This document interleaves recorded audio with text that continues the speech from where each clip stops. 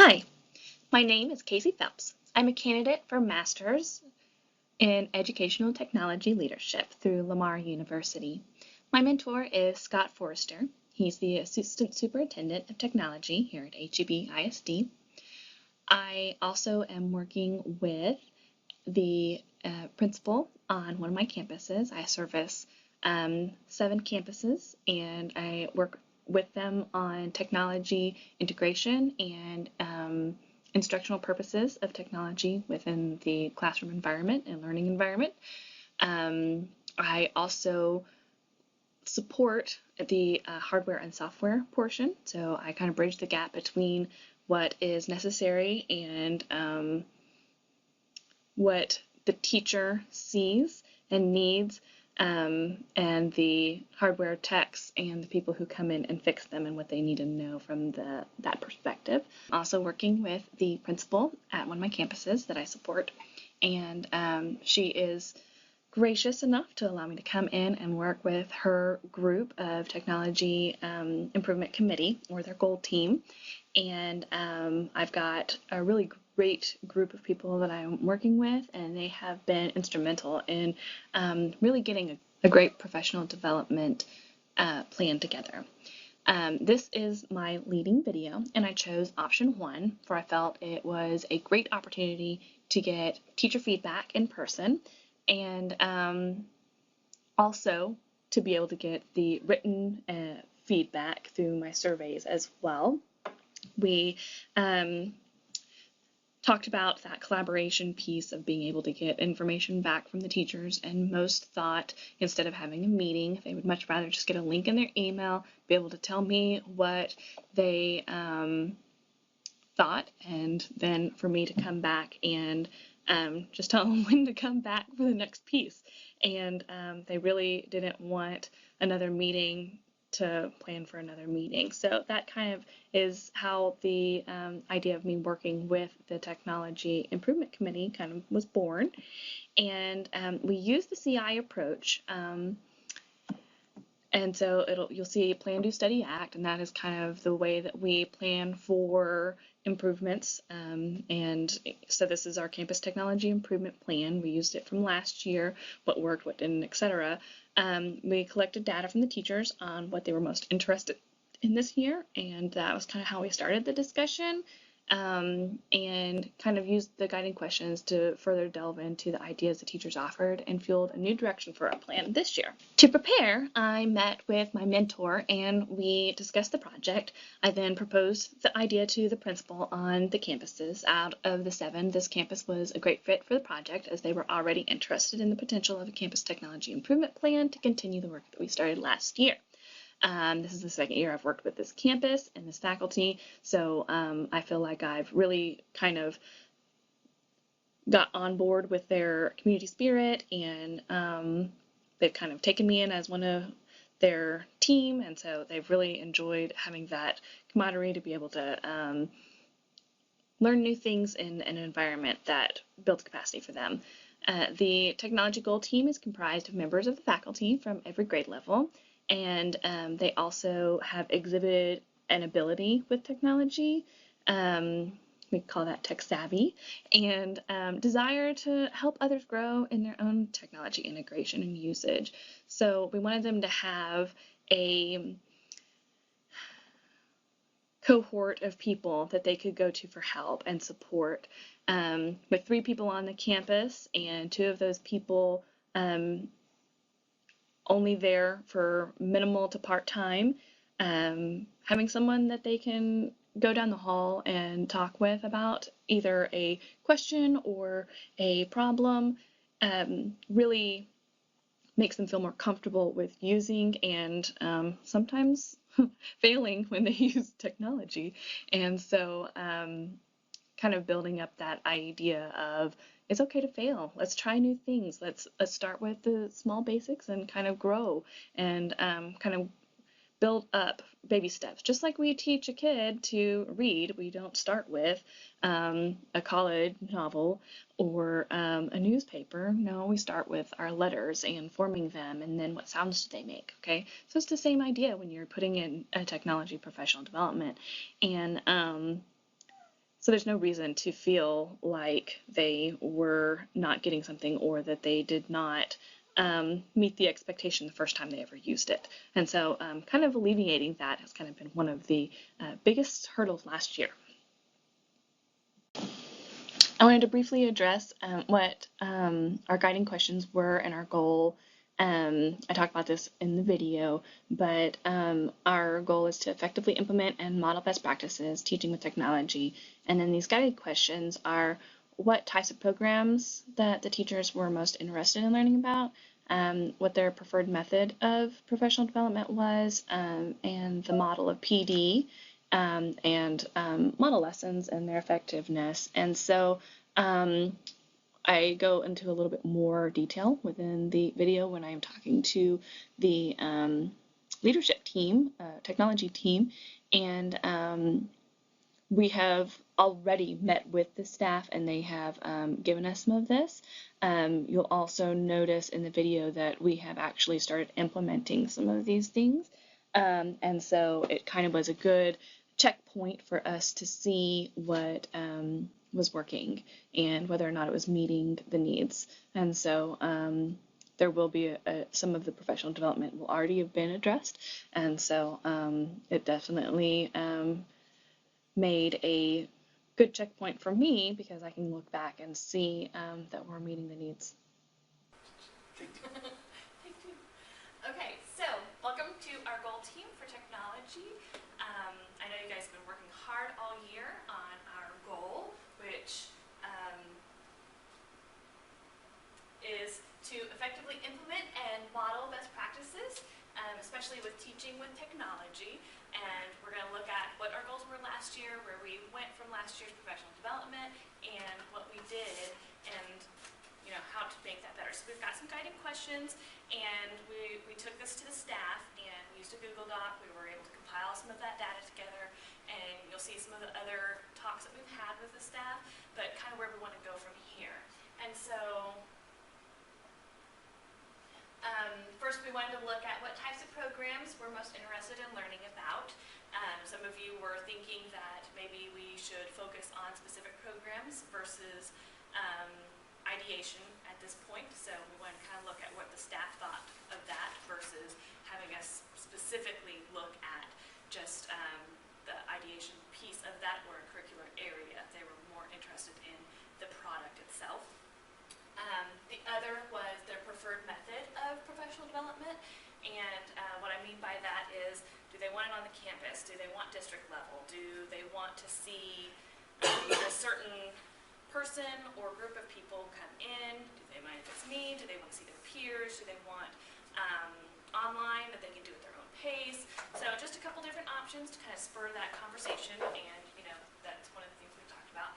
The next thing is the model of PD that they wanted to kind of take away. So do they just want to sit and get and me to go through, show them the steps, and then go investigate on their own? Do they want time to investigate with their peers? Or are they wanting to make something to take back to their classroom and implement immediately after? And so just kind of getting some ideas on that. And then the very last question was to do the model lessons. Last year we did quite a few, and those have seemed to be pretty effective for the teachers especially, but also for the kiddos and some of their student achievement scores. And so taking that next level of professional development back to the classroom versus it always being something that the teachers come to. So I'm kind of coming to them. And so one thing, was it effective or not, and how effective was it professional development style? And then if they like that more with the student or without students, whether they wanted it an individual where it's just them learning, or if they would like to see that as a whole group modeled, and kind of some differentiation on how we want to have that in the future. Okay, so last year, we're going to kind of talk about the improvement plan from last year and kind of phase that into this year's planning. So go ahead and look at last year's plan was to have the principal and I kind of came up with this, and we discussed it over time, was that we want to see technology being used at a higher cognitive comprehensive level, and we want it seamless. That was kind of the key word that we were going to work with, was seamless. We didn't want it to look like something else, or something added to, or something outside of the curriculum, something outside of what you're currently doing, something that I've got to think about because it's not there for me. I don't know what tools are going to be there, but I've got to come up with something. We want it seamless. We want it to look and feel like something that's going to have added value to whatever we're doing already. And we just want to kind of bump up what thinking that we're having. We don't want to just substitute. And that kind of goes back to that SAMR model that we talked about last year, and we started some of that where, you know, we're just taking the exact same thing, we're putting it in technology and saying that we're good, instead of actually redefining and enhancing learning and engagement process. So we talked about kind of how we wanted to propose the beginning of technology development with me coming on board with this campus. This is a new position for me, and you know, last year was my first year with this campus, and kind of developing those relationships with the teachers, that they feel comfortable with me coming in and doing professional development and what that kind of will look like. And so we kind of talked about each 6 weeks highlighting something that they could come and choose to come to, and things like that. It was not the best plan, and we definitely, you know, we'll have to look at, you know, how to make that more effective in the future. But we definitely talked about SAMR. We talked about iPad apps. We did a Google Doc and Google survey portion. And then we have a small pilot of people doing e-portfolios and kind of some data folders all online with OneNote. And so I know that part of that is all that 365 and kind of working through some of those processes and kind of getting kids up to speed on some of those productivity tools that kind of go into that learning phase. So,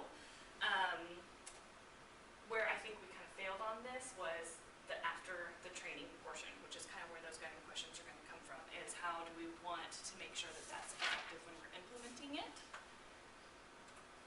All right, so our little follow-up was, you know, we did do a grade book and also Office 365 at the beginning of the year, and we felt like both of those were ready to be phased out of our plan and moved on. We felt like we accomplished that, and so one of the things that we want to talk about was follow-up needed for this year and follow-up on the SAMR, because we don't feel like we really accomplished that as much. So that's going to be part of our new goals that we're going to move forward with. All right, so if we also look at our account, DPE Help, and looking at our trends for the first semester to the second semester, and how people are using the help accounts to get help from their support people, like myself, we're noticing that we have a very high volume of technology questions, things like that, coming towards the beginning of the year, which is very typical across the board. And I'm noticing that definitely the gradebook questions have definitely, after that initial training, have definitely decreased. And so that's a really good thing to note on here. And so just kind of looking at some of that data that pulls out from all of those email systems and what that looks like on our end, so that we know what that support needs to look like on the teacher's end. Our goal this year was that all questions that come in through these accounts will be answered within 24 hours. And while that is not 100% for sure, we're looking at a 66% rate right now overall, and I know that that is increasing as our number of volume is decreasing as well. So I think that that has definitely increased from last year, and so I'm interested to keep that kind of data up so that we know that we are giving the best support we can in technology. So that's kind of that overview.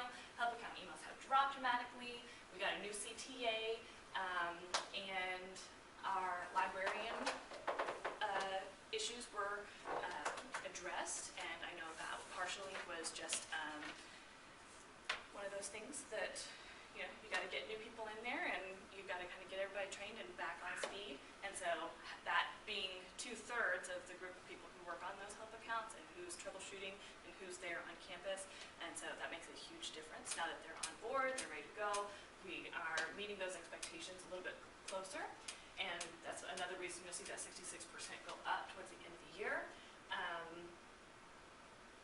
Then we want to look at, the biggest area of need is still hardware, and so we wanted to look at one of the questions going towards that guiding question area is, is one of the tools we want to look at kind of how do I troubleshoot when something goes wrong in my classroom, and how do I help myself before it even gets to the point where I can't teach because I don't have the applications that I need, and just kind of where we want to go with that. So I want to, obviously, studying that, we want to look at, on this side, that's just for your perusal, what those each categories mean, just so that, from the earlier slide, which y'all have access to, kind of gives you an idea of why I chose those for certain categories and where those categories come from. All right, so next, we want to look at professional development, and this is a little bit different than our help account because this is actual hours of professional development done on campuses. You see my lovely list of campuses here, and we are going to look at specifically the next campus, which is us, Dunn Parks, so there's our little deal here.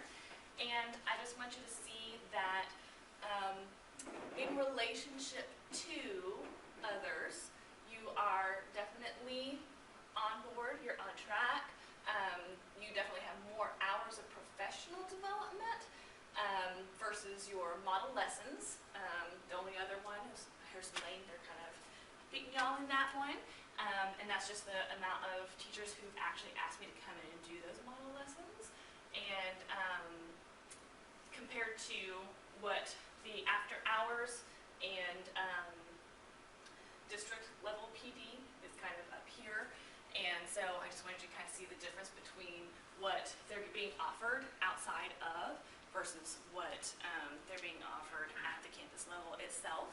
And so we've got, like I said, 10 hours of model lessons when you're thinking, 15 minutes here and 30 minutes here. Sometimes, it's me starting the lesson, the teacher taking over, it's phasing out from my model to the teacher implementing it in the classroom, and video modeling, things like that.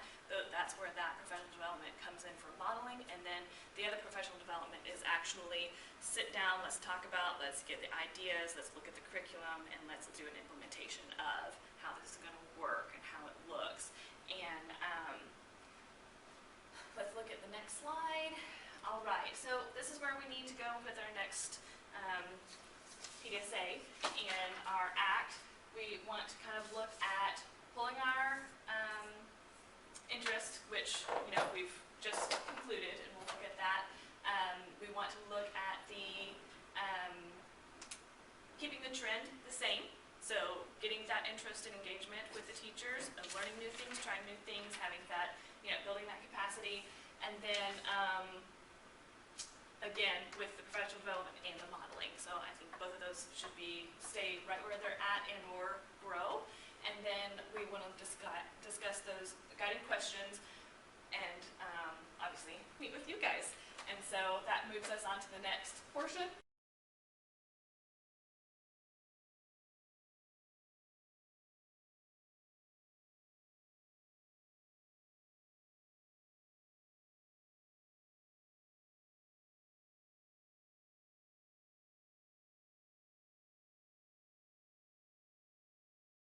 This is a brief sample of one of the pieces of professional development we did earlier this year, kind of starting off our kickoff into some of the professional development that we wanted to do with this video modeling piece that we're going to be pulling in.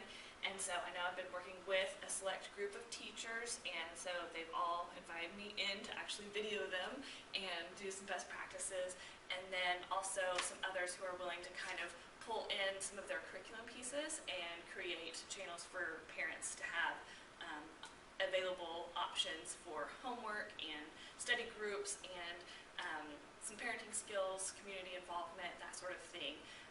Also, some basic tips and tricks of having a fourth grader or having a kindergartner and some different things like that just kind of help our parents. And that leads into a lot of our parent involvement pieces that we've been doing this year. And so if you kind of notice, they're not interested in troubleshooting themselves. That was one of the things that they just, didn't find that that was a necessary thing. And you can see that even from our guiding questions, we've very much narrowed it down to different pieces. These were the four that had come back from those original questions as the staff had most interest in. And so then I wanted to see from then how we could kind of manage what was most interested, across the board. And you can see that some are we kind of got a half and half interested in the smart board, but these are a little bit more heavily, yes, you have your naysayers who don't want to get on YouTube, but between the two, these are kind of the direction we want to go. And so, like we said, we started with the PowerPoint and Office mix, and I've got several people who are working on those. And then I'm working with an instructional specialist to kind of get on board and help us with some of those video pieces. And so we'll be looking at, when we come back from the break, looking at that YouTube channel part and kind of getting everybody on the same board. And, we had a lot of teachers who were very interested in going back to those guiding questions, more or less having the professional development here. They still like the option of it not being a mandatory Thursday meeting, instead having it on a Tuesday night, having it on a Wednesday or Monday. Those were their favorite days. And just, if I'm interested in that topic, I come. And I stay for as long as I can. It never ends later than about 5:30.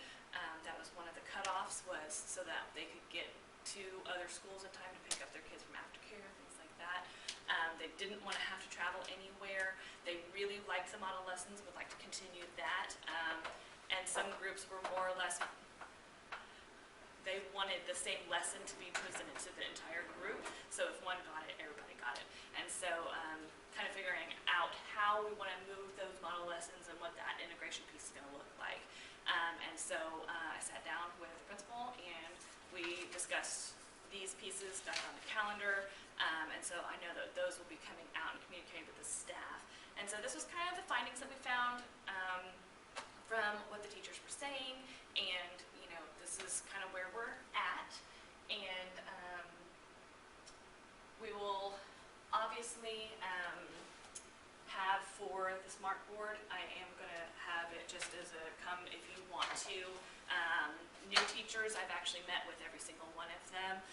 So if they've never been in the district or never had a smart board before, I have actually met with them individually and worked with the tools that would be most effective in the classroom for the grade level and subject area that they're teaching. So I have, I think, met the need in that area because I haven't heard a whole lot more about it after the fact. And it's actually taken care of some of those troubleshooting issues along the way too, because they're not having as many issues with not being able to get a clear screen or being able to zoom in out. The pen is not working because it's not marking where I want it to mark.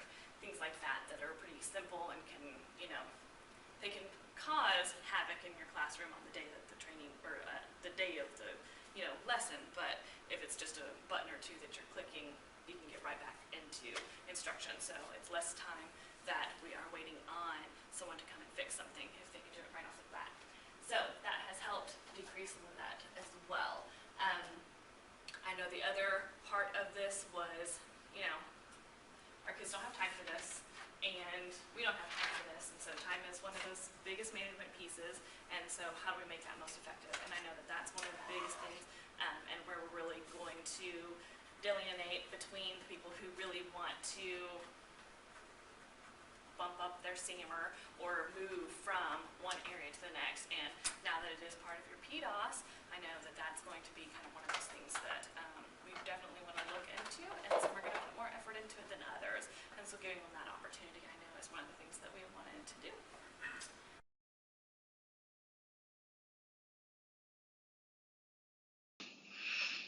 In the video, I met with the technology goal team. We briefly identified the plan from last year and where the data tells us we need to go when we use the PDSA format for us to remove technology PD we were no longer interested in or have successfully covered, and moved over to the new information we needed to discuss.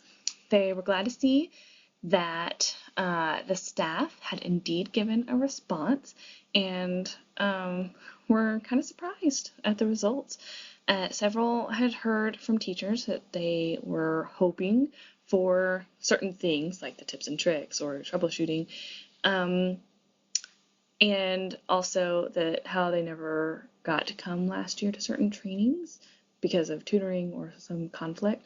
So that tells me that we are still kind of hearing different things that our findings may have not caught on to.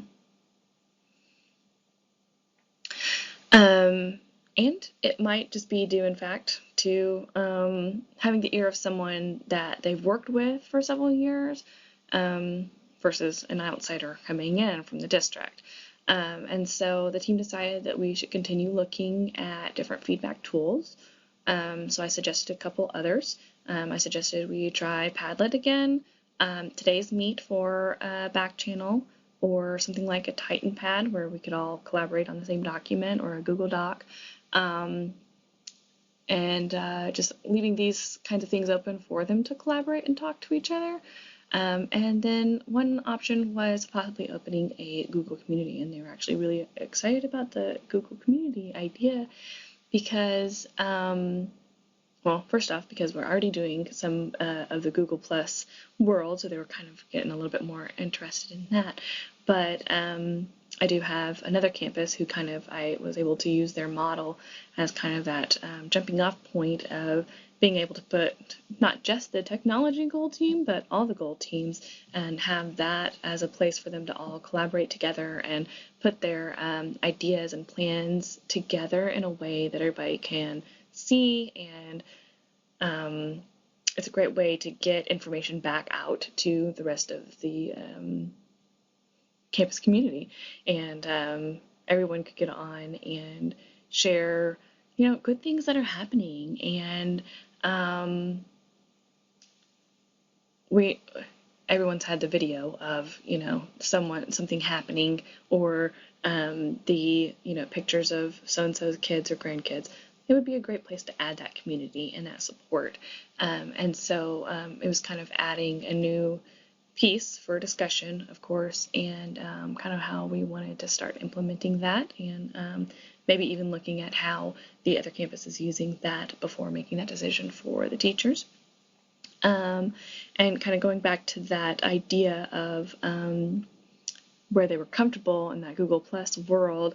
They're getting their YouTube channels set up, they're uploading videos and creating videos, but also it's very similar to that 365 cloud-based services we already delved into last year. And so it's just kind of adding a different piece and a different scope of things as they're kind of getting into that idea of a digital platform for all of their and cloud-based, so that they can get it from home, and giving that access to our kids service versus a shared folder that they have only when they're at school on their school laptops. And I just have to say that, taking this in one of those reflection pieces is that the direction of the PD really opened the doors for family engagement, and with the addition of a new ESL teacher and a huge inflow of students from the Congo across the district, we started off with a very small population needing parent resources. And so we've actually had a combined effort between campuses to get those parents together and be able to show them resources in the community for them, and get them in contact with others that are in similar situations. And it all kind of started off with videos of the students and how they progressed since coming into the country, learning the language, and it's kind of gone into the larger district community and versus our smaller campus community, and kind of bringing that idea of a global community on a small scale, obviously not quite global, but within our district, a more global idea than just what is going on right on the campus.